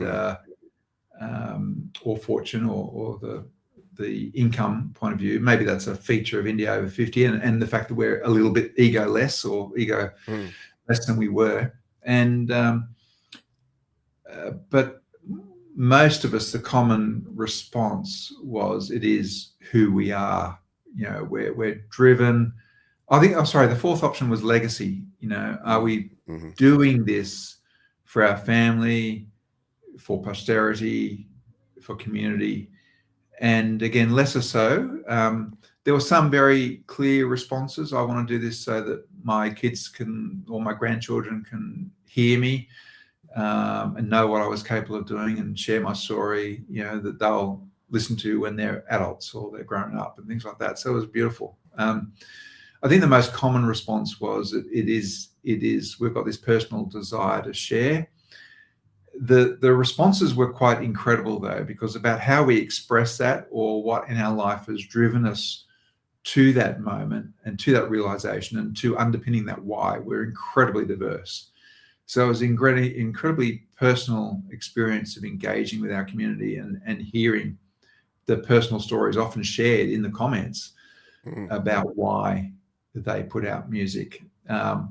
And sometimes, often, referring to their journey of, I did it back in the 80s, or whatever the case might be, or didn't pick it up. And other amazing stories. I never picked up a guitar until I was 53. Like, just amazing stories of discovery, learning, return, and coming as well to enjoy music. So that was an amazing part of that video. I think your second part of the question was, what are the success factors and how do we know when we're successful? Look, I think at first certainly was driven by success for me. I'm an accountant by trade, never really practiced as one, but I do have that qualification, and so I'm absolutely driven by the numbers and really boring about it. And so clearly, a measure of success for me was always number of streams or followers or listeners. And then as I've learnt and discovered, and I'm sure for many people would see what I've done as an absolute success and extraordinarily successful, and then other people would look at that and say, well, I do that before breakfast, so so it's all relative. And I realize now that part of my greatest successes now is where you build followers and community. So followers in terms of, that's the Spotify reference. I think it's followers or listeners or whatever. No, followers. If you like an artist, then you become a follower. On YouTube, if you like an artist, you become a subscriber. So whatever those measures are. Now, I've got one of my first videos was how being less than 50 followers and my life had changed with Spotify. And that's quite true. I now have 120 followers. So it's not stratospheric rise, but it's kind of really beautiful that, when I put out my next song, there's maybe 120 people who will come up in their feed and they'll have the option of listening in. Maybe they're already listening in regularly.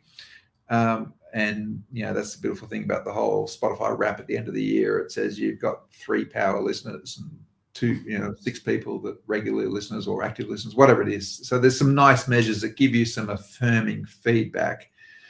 I think if I was to find another measure of success, it's been working with a young Swedish songwriter who I discovered online, and we've had 2 songs co-written, which he's now recorded and released. So that's been a beautiful measure of success for me personally, that my songwriting can appear outside of Project Reverb, outside of me. I didn't go into the studio. I just exchanged some voice notes and messages, and there's this amazing album out there in the world that I'm really excited about and proud of the music that's been written and shared. So it is very, very different measures of success now. Yeah, and again, in the community here, folks are saying, I didn't know I had to have a reason. I can't not. And I think that's the case for a lot of us, that, you just, you can't imagine a world where you're not making music and where you're not sharing music. And it's awesome. And I think we talked about, when I was chatting with you on your channel, about realizing, because online you think of numbers and it's hard to sort of picture and visualize, but 120 people is a pretty rad party. If you were hanging out with 120 people and they all liked your music, that's pretty cool. And that is very cool. Yeah, when you look at my video only got 5,000 views, and you're like, that's a full auditorium at a gig. Like that's a great thing. So I love that. Easy to get stuck in it. Yeah, I love that concept. 30 listeners is a classroom, 100 listeners is a cafeteria, or 400 listeners is is a lecture theatre. I think it's a really great way of reframing it. But in terms of the why, I've settled it on it's how I breathe. It's who I am. Whilst it's who I am and it's perennial, it has come and gone depending on the obligations or the burdens that I've had for career, work, family, whatever the case might be. So that's the beautiful thing, that I can now level up in terms of my creative pursuits. Very cool. All right. The section that people always like here is the nerding out side of things. So let's talk about the stuff that you like. Let's talk guitars. Let's talk drum kits. Let's talk the gear that you use there. What's your go-to? What's your story behind? You've obviously got some nice guitars hanging on your wall there. You've got some nice gear. What do you love? What do you use to create? What inspires you? And what's sort of some of the gear that you love to play with that gets you creating? Yeah, look, my workhorse there is a Takamine Dreadnought, D20 or whatever it is. So that's a beautiful acoustic electric guitar. My pride is my Gibson ES335, bought in New York City. It's a 1987 model. So, before all the modern fangle stuff happened. And it's, for those of Gibson followers, they'll know what I mean by that, the auto-tune stuff. The other thing is one of my favorite pieces. The bass guitar there is a workhorse. More often than not in the covers bands and stuff, I've been the bass player, and that's probably done hundreds of gigs, that old Yamaha RBX 200 or 300 or whatever. Yeah. But my pride and joy is my Rogers drum kit. It's literally as old as I am. It was a 1963 holiday kit. It looks like the Beatles Ludwig kit, so that curly fleck type of thing, and same configuration. And I got that, as I was talking about earlier, for my 15th, 16th birthday or something like that. And it's a beautiful original piece. And there's just something about having a piece of music equipment from the year you were born. And of course, age is on your side with musical equipment. Guitars and drums can sound better over time. So they're my joys. I'm a Gibson person. I'm not a Fender person. My mate's got 2 Fenders. He's got the Telly and the Strat, and it just doesn't work for me. I can't even play them for some reason. My knuckles and everything get in the wrong position on a Fender Strat, and it bites me. The strings bite me somehow. I don't know why, but it just does not work a Strat for me. A Gibson, I've got a Gibson Marauder. If anyone's a connoisseur of Gibson, they'll recognize the Marauder. Came out in about 1975, just a very limited run for a few years. It was a bit of a Frankenstein. It has the Flying V headstock, and then it's got the Les Paul Jr. type of body. And I got to say, hundreds of gigs again, and it is a workhorse, and it never goes out of tune. Keith Richards was going to be the signature artist for it, but he rejected it. And then Ace Frehley, or someone from Kiss instead, promoted it, and it went out under there. But that limited run, it was very unsuccessful. But you can still find there's Marauder fan clubs out there and stuff like that. And whilst it's not hanging up on the wall, it's an absolute just will never go.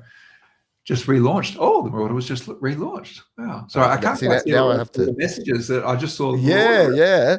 Now I have to look it up. So let's do a quick Google image search here and see what we're actually talking about here. So it came out for about 3 years. Yeah. That one. The third picture there is my model. Literally that blonde with the white. There you go. Yeah, Gibson Marauder, and that's exactly the configuration of mine. Wow, that is interesting. Yeah, because it's the Les Paul Jr. sort of body there. But it's very interesting and really great guitar. One ugly guitar. Yeah, that's right. It was a Frankenstein. You're 100% right. So it wasn't everyone's cup of tea. But for me, when I was looking for a guitar as my kind of like one of my go-to guitars, once I could finally afford one, rather than the one I bought in the pawn shop earlier. And once I got a proper guitar from the music store when they used to sell second hands, that's what I could afford. It was $495. I think a proper Gibson at the time would have still been $1,000 out of my price range at the time. Yep. So, he's got the ES335. There you go. Yeah. Sorry, yeah. Everyone's sharing their guitar love now, which is always cool. And for those who've got an ES335, you'll notice it's the studio version, which means there's no F-holes. And that was technically, so it's still hollow inside. Technically, it was done like the B.B. King story so that you didn't get feedback on stage. Yeah, right. Very, very cool. Yeah. So and it's funny. Like, we got a few guitar fans here. Yeah. It's funny, like when you have that first guitar you buy, and like for all the years, like I've bought and sold gear, and there's gear like my Tascam Porter Studio 424 that I had back in the day. I would love to still have that, but I sold that to a mate for like $500 because poor teenager needed cash. But that one first guitar you get, and many of us have them. That so mine wasn't even, I couldn't afford the Gibson, but I got the Epiphone, the Les Paul, and that one still sits over there in this room because I just want to always have it within reach. Because it reminds you of that time, and probably sounds better now than it did when I first bought it. And is it heavy? Have you got the heavy one, or is it the heavy chambered out? Yeah, the heavy No, one. it's Yeah, it's the heavy, and yeah. again, like people thought I was crazy because everyone back then was playing strats, and yeah, they pick up my guitar and they'd be just like, "Oh my god, how do you even hold this?" And I'm like, oh, I think I've probably still got sore shoulders from having it strapped on and strumming away as like a 16-year-old back in the day. But yeah, it's a beast. But yeah, again, it's funny because again, like we talked about before, when you're young, you don't have the money, so it's really important that you find the one that's right for you. So Yeah. I spent many hours in guitar shops, like, no, not quite right. No, not, oh, do I want the sunburst or do I want the Yeah. gold color? Gold up. Like, Yeah. yeah, so it's very cool. Paul O'Farrell's got the Tascam 488 working again. There you go. You got to get it working again. Yeah, see that's the problem. Finding someone that can. I've got an old Yamaha 4-track that I found at a pawn shop for $20 about 10 years ago, but it needs caps done. It needs Yeah. new heads. It needs all that stuff that Yeah. well outside of my pay grades. And trying to find someone that's actually Trying to find professional and someone. Yeah. yeah, Trying to that find knows how someone to who's do got it. those, those technical skills, knowledge, and access to the parts. Yeah. Yeah. Yeah, and won't charge you 10 times the cost of the actual thing that you trying to get fixed. maybe one day we'll get that. So back to YouTube. So like most of us, when you start out on YouTube, you start out with your niche topic and you talk about what you're doing. And then you kind of pivot because you realize you've learned a lot of stuff about YouTube and about sharing videos and about how YouTube works and the algorithm and all that. And one of the more interesting, all your videos are interesting, John. One of the videos that piqued my interest was when you went over, I think, 1,000 subscribers and you talked about your journey going from like, your first video, what you learn about production, what you learn about how to share, what to share. A lot of folks these days, and you mentioned it before, you kind of have to be a multifaceted. So if you're just a musician and you're not doing anything video related, you do get a little bit left behind. So, and you mentioned, doing behind the scenes stuff or doing, unboxing of your vinyl if you get it printed, all that sort of thing is important. What is it that you've learnt now that you're like well over 2,000, like well and truly on your way with your subscribers and you've got this engaged community that are watching your videos? And I always look to the comment section more than the numbers because your comment section is always full of really great comments from really cool people that are really relevant to it. What can you share? What have you learned about YouTube that you think could be relevant for folks that are maybe starting out and maybe wanting to take a similar sort of journey? What have I learned about YouTube? Look, it's just quite an extraordinary platform. That in this 8 billion universe, that we have the opportunity to connect point to point, individuals to individuals, communities to communities on what used to be called economically the long tail. So we have a long tail, if you remember that expression. This is a niche right now. At this point of time, we're connecting, I don't know, 20 people or how many people in a universe of 8 billion, and we've found our tribe to have this discussion and connect on subjects that are important to us. And that's an incredibly powerful feature of YouTube. I don't know how the algorithm works. That is a mystery that is incredibly clever. And of course, ultimately, the algorithm is driven to do one outcome, and that's to lengthen viewing time and engagement of audience. So that's the business model for YouTube and Spotify. So and Facebook, TikTok, they all do it. That is what they're there to do. But they do it a very good job. But I think in terms of creating value for a community and impact, I think YouTube is quite incredible. So what I've learned is that I don't quite understand how it works, but I'm thankful for it. I'm thankful for it in terms of obviously the opportunities and engagement I've had with the community that I'm now working with, including collaborating on songwriting and production of songs, new songs, but also in terms of encouragement, support, and also the videos that I get to watch from other creators. And I got a few different buckets that I tend to be viewing. Like many now, I'm doing a lot of viewing on the TV. So the TV for me is one bucket of viewing, sometimes topical events, sometimes creative related. Whereas if I'm sitting in the studio, then it'll tend to be these topics. and that's what I'm learning from YouTube. So I'm less and less watching TV. Yes, I'll watch the streamers sometimes with my wife for the interesting series and things like that. But yeah, YouTube is an amazing place and space to be. Far more power and impact than, scrolling reels or on Instagram or and some of the slop that comes up on Facebook and stuff like that. It's really hard to watch. Yeah, it is good. Like YouTube seems to have protected itself from a lot of that slop, at least so far. Yeah. Although starting to see it come through, I'll start to see the videos, and within the first 10 seconds, you're like, this is an AI voiceover, or this has just been mass produced. There's no human behind this, and that can be disappointing. But if you want to make sure that you don't see YouTube videos like that, so you can tell I have a sales and marketing background here, John, then you should go and check out John's Indie Over 50 playlist, because here on YouTube, you put together a playlist here of 45 different tracks from some wonderful artists. And I was telling John before the show, I was scrolling through here before and I'm like, Gary Ford?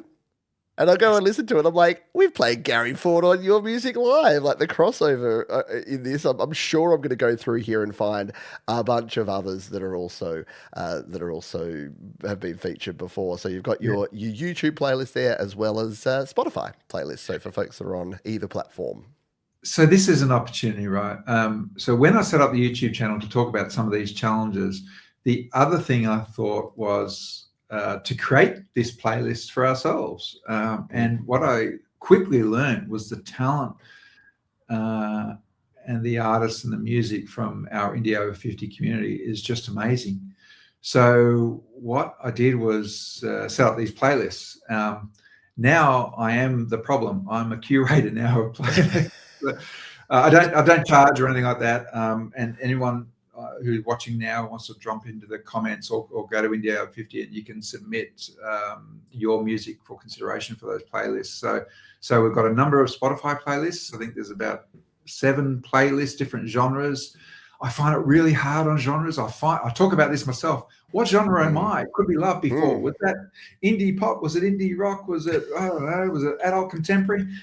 I've got no idea. And yet you're constantly, when you engage with people, you're asked, so what genre are you?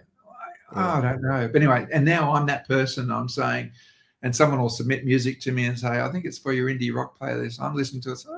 I think this is country, I don't know. So those playlists are available to you. And I would do 2 things with those playlists. One of them is submit any music that you've got that you'd like on those playlists, both on the Spotify, or if you've got a YouTube video clip, then I've got 2 Spotify. I've got 2 playlists. One is what I call favorites, and typically, apart from being great music, they're usually a great film clip. I really enjoy those film clips. With the originals playlist on YouTube, it's a bit more great songs still, but they often don't have a film clip. It might be a static image or something like that, a bit of static artwork or a very simple lyric video. So that's probably the only difference I'm talking about there. Feel free to drop those links in. You can email directly at indieover50@gmail.com. Sorry, I shouldn't have said that. It's indieover50@icloud.com. My goodness. Very cool. All of those are, so you'll go over to John's channel straight after this one. They'll be in the description of that one, because in all of his videos, he has links to the playlists and his email address so that you can hassle him about all these things. Yeah, I almost, whenever I email you, I'm just like, Gmail. No, not Gmail. I'm glad it's saved in there now, because when I first saw it, I'm like, oh, yeah, iCloud. No, that's it. And look, the other thing I would say, the second thing, so submit music you've got, but the second thing, go and check them out. Like these are just a joy to listen to. And I've got to say, from an artist point of view, songwriter point of view, very sobering. Wow, that's good. Wow, that's good. Wow, that's good. Gary Ford, like Ed Donovan and the Wandering Mules, just beautiful music. Satara, Juan Carlos Hernandez. These artists are just, and I've just got them there on those. So yeah. And do me a favor, if you can follow those playlists. I think that'll probably help the algorithm. Yes. Especially if your song's in there, then hopefully that will be reward for the algorithm to keep promoting your songs being played with those playlists as well. And I tend to find that these days that less and less am I going to listen to what you'd call professional music. I love listening to the indie stuff because I always say, and I do a show every week called Your Music Live, and a similar sort of vibe where people send in their songs. And I just love the serendipity of just pressing play and not knowing who it's from, where they are in the world, how they created it, but then just being blown away. And I've learnt that I like all sorts. We've got an artist called Gayatri Gakwan, who's an Indian singer with the microtonal and playing the harmonium. And I never knew I loved that sort of music. I was never a country music fan, but we've got country artists in the community that create such wonderful country songs. I think I just grew up listening, well, hearing the likes of, your Billy Ray Cyrus's. And I thought, oh, is that what country's all about? And it's like, no, there's actually good country. Although I was listening to this one the other day, and the B-sides on this is actually really good. My CD single of Billy Ray. Let's talk about a few sort of fun, sort of lighter topics here before we. Cause we've got about 20 minutes left. Time does fly. I know. I was saying beforehand, 2 hours, John. It's going to fly by. You'll be done. You'll have more to say even then. So what's in your musical creation, like you talked about drums and guitars and things, what's something surprising that folks might learn about you if they got to know you better when it comes to your music? Is there a genre that you love? You're into sort of Scandinavian ballet, or is there something from the music or the arts that people would go, that's really interesting? I wrote the school song for our children's school that's been going for 25 years. So No way. That is cool. Should have led with Maybe that. that's- Wow. So Yeah. they're still being sung to this day at the school? I wasn't sure, but now I'm old enough that I've now got people sending their, that I know people that are sending their kids, or whatever. Anyway, so That's cool. and yeah, so it was a call out from the school principal, 25 years ago, whatever it was, when the kids were there, asking for a school song. I wrote it, submitted it, and they chose it. It was a very shuffling moment when they came and they invited me to, and the band played it and sang it. But for years, it was just my home garage CD, that was their backing track that they would sing at attention and at events and whatnot. Then it turns out in my world that I met actually a good neighbour of mine is a professional muso, saxophonist, and he ended up teaching at that school and found out that they're playing that song still. So I reached out to the school, and sure enough, the words are like on a big, huge billboard down the side of the stage, sitting there after all these years. So I don't know if that's quite in the category that you were searching for there. That's exactly what I was searching, because it's funny. You ask someone that, they go, "Oh, nothing really," and then they're like, "Oh yeah, I wrote the song for my children's school," and it's like, it's always fun to just ask. That's why I love doing these interviews. Again, that serendipity of like, no, I didn't know that was coming out of your mouth. I might have thought, I saw Jimmy Barnes drunk at a club in Sydney in 1984 or something. But yeah, no, that is very cool. Look, I have to mention this because I said one of my favorite videos was the 1,000 YouTube. My absolute favorite video of yours, and you can tell a short version of this for us now if you don't mind. You had Australian/New Zealand iconic band Crowded House play at your house. How on earth did this come about? Yeah, great story. And again, inspired by Indie Over 50, there's a wonderful lady out of Chicago called Colette McClafferty, who I did an interview of. She's an amazing artist, and she has an amazing story, including when she became front page news for all the wrong reasons, the worst possible reasons. Worth watching the interview for that. And she met Jeff Buckley at a party, and she didn't know it. And she ended up jamming with him, playing a song and singing with him. So amazing. And I thought, wow, what a ripping yarn, right? So I interviewed her and shared this story. And I thought, well, I've probably got one as well. And it was when Crowded House had just launched after the breakup of Split Ends and the formation of Crowded House. The first album had just came out, and the leading radio station in Sydney ran a competition. It was called 2MMM, and they were known as the House of M's. So their competition was Crowded House, in your house, on the house, from the House of M's. And the way you won this competition was to submit a 1-minute advertisement about your house. So a mate of mine, Peter, it was his actual house. Peter wrote this amazing script for me to read out in a year, in 1 minute. I produced it. I was working at a community radio station, so I put the record backing of Bowie and Jagger doing "Dancing in the Street" as the backing track. I then did the voiceover, got a bit of a radio voice. Hey, listeners, catch this, 223 Kissing Point. Anyway, we did the whole thing about this ad for 1 minute, and it won. And Crowded House came and played at our house. We were allowed to have 100 people there, but because the start of the ad was always, "Hey, listeners, catch this, 223 Kissing Point Road," and this is before social media, everyone knew where this concert was. And even back then, and before social media, they started to get nervous. They'd allocated 2 security guards. They ended up bringing 7 security guards in plus some bikies to actually stop a riot. Because I didn't live there, when I arrived that night, I walked up the driveway with my girlfriend at the time, and there was a guy walking up next to us with a slab of beer under his arm. I said, "Oh, who do you know?" He said, "I don't know anyone." They played. They were awesome. 3 sets, just a great story. A lot of fun. Oh, I loved hearing about it. I'm sure all the substances consumed were 100% legal on the night too. I've got the album signed by the 3 of them. So cool. Yeah, it really was a rip and yarn, which is, if you don't know, that's what here in Australia, you go to rip and yarn is just where, you won't believe what happened, and then you tell the story.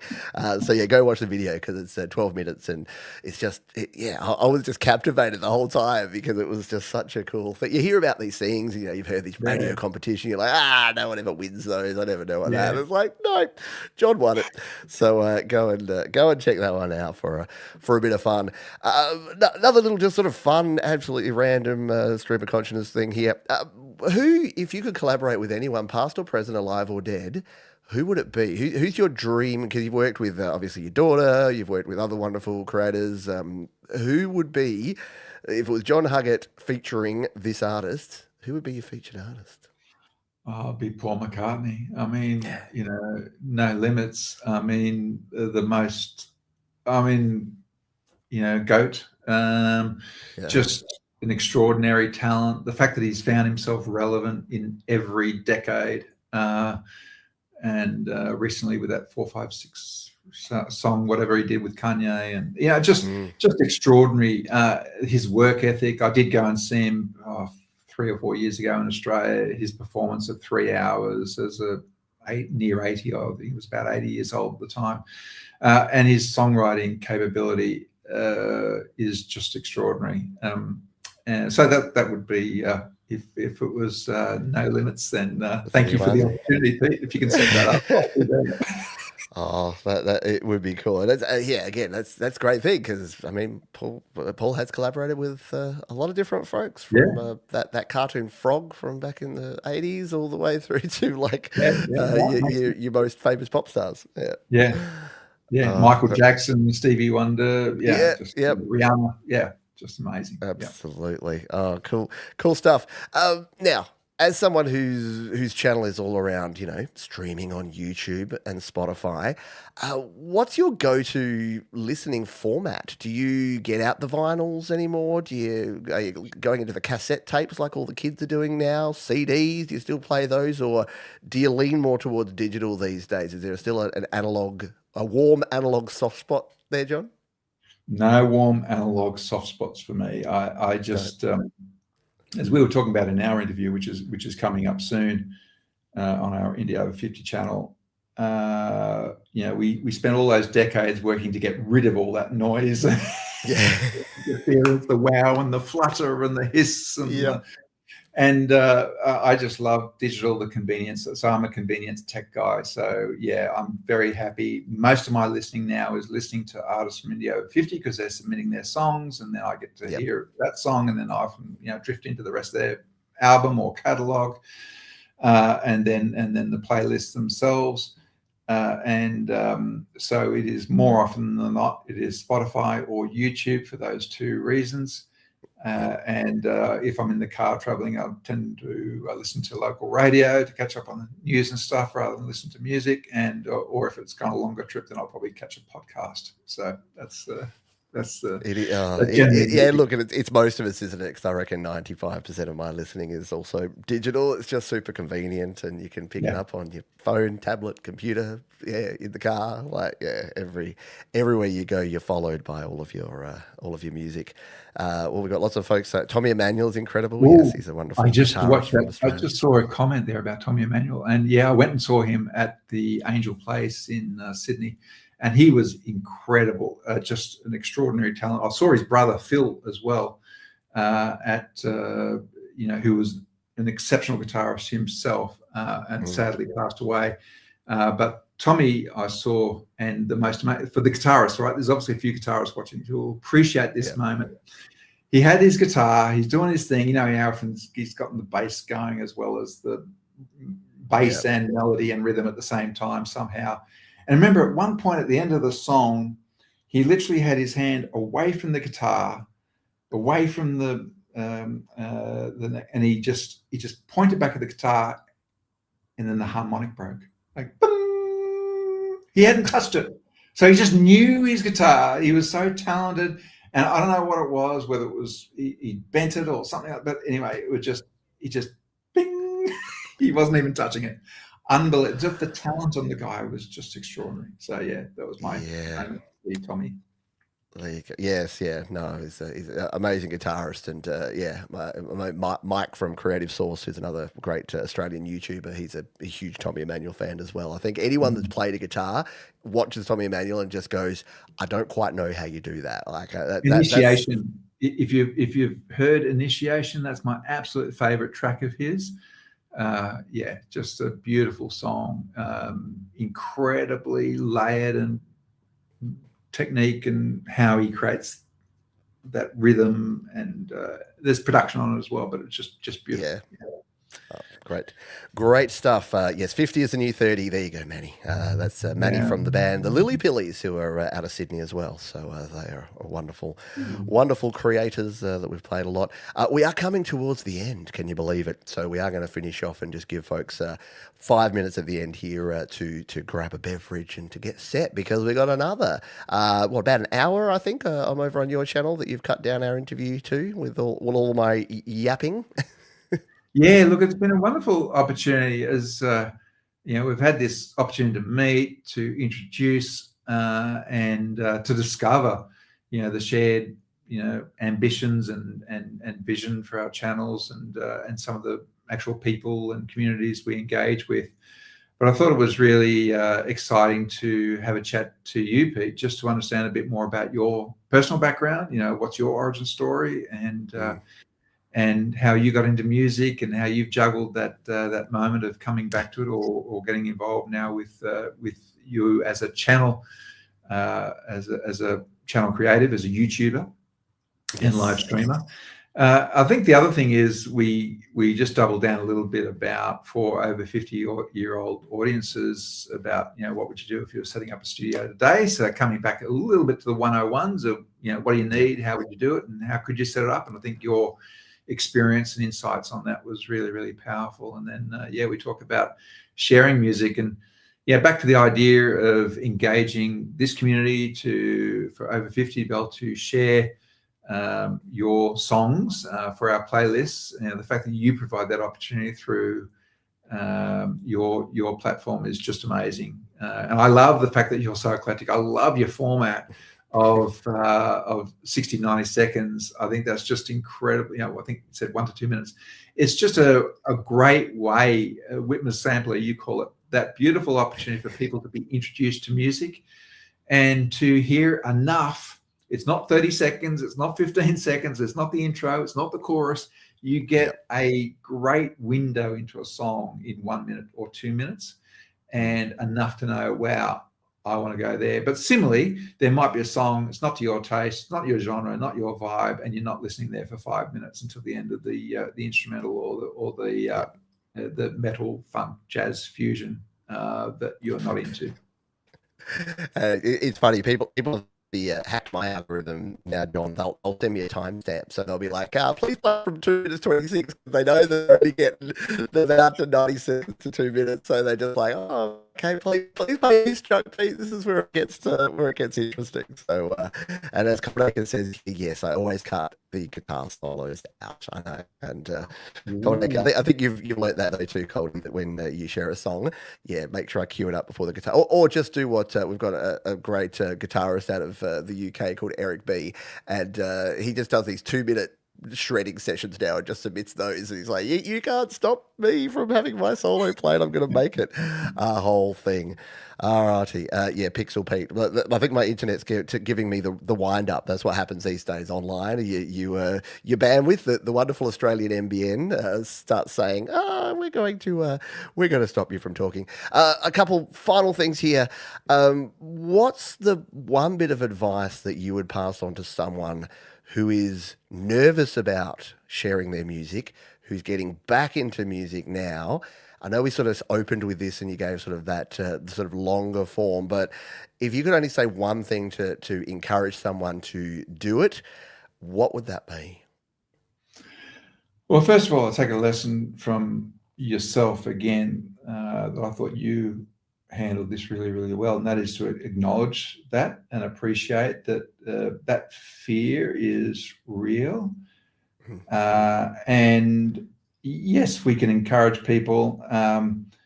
It's interesting when I had this discussion about why people record and release, why people, in this whole almost philosophical discussion, one answer was, and it wasn't just one person, it was many, many people, take their success and pride from creating the music.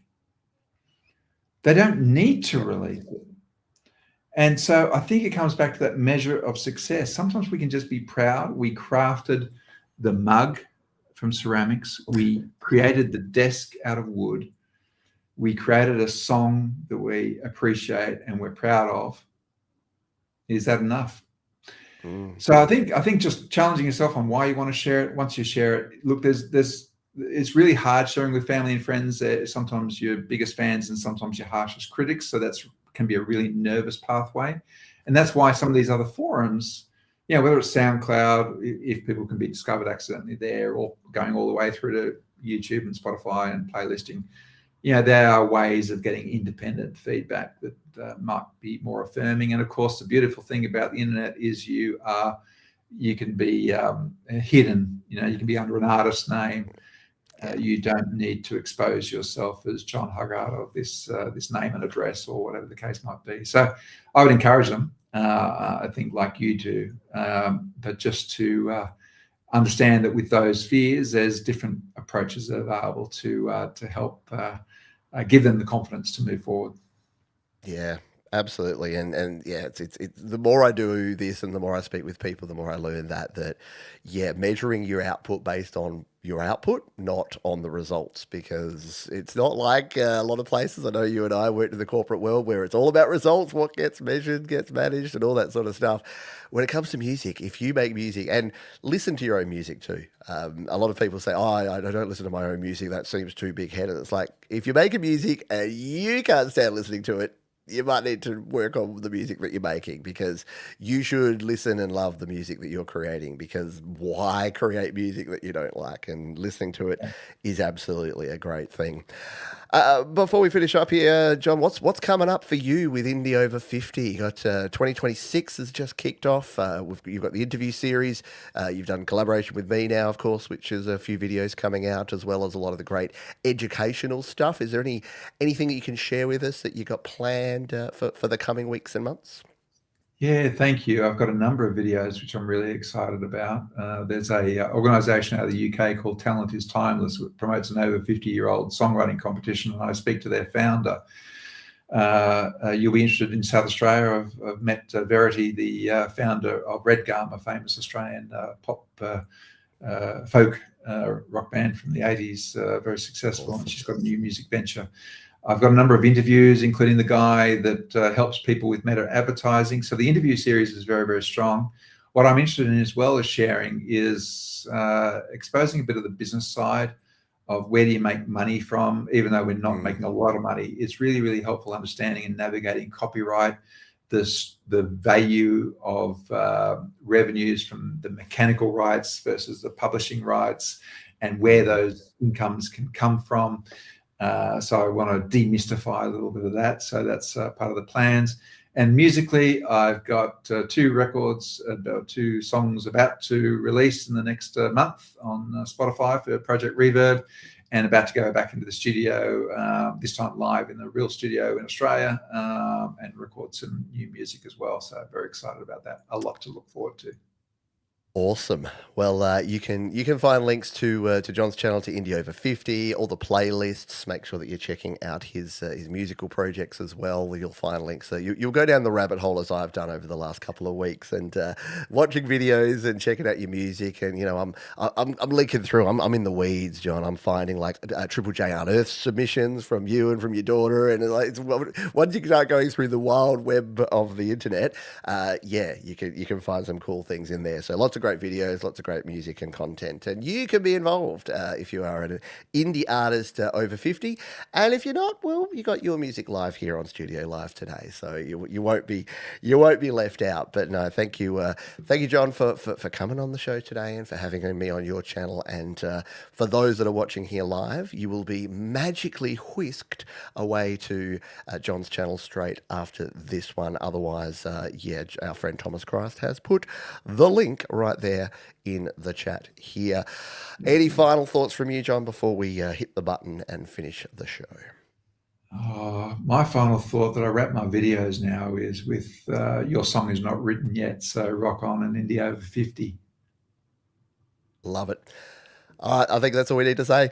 Thanks, everyone, for being here. Be kind to yourselves, be kind to others, keep creating. John, hang on the line for a couple of minutes, and then we will see you all over on John's channel. Thanks, everyone, for being here. You rock. We'll see you next time. Thanks so much, Pete. Thank you so much, and thanks, everyone. Cheers, John.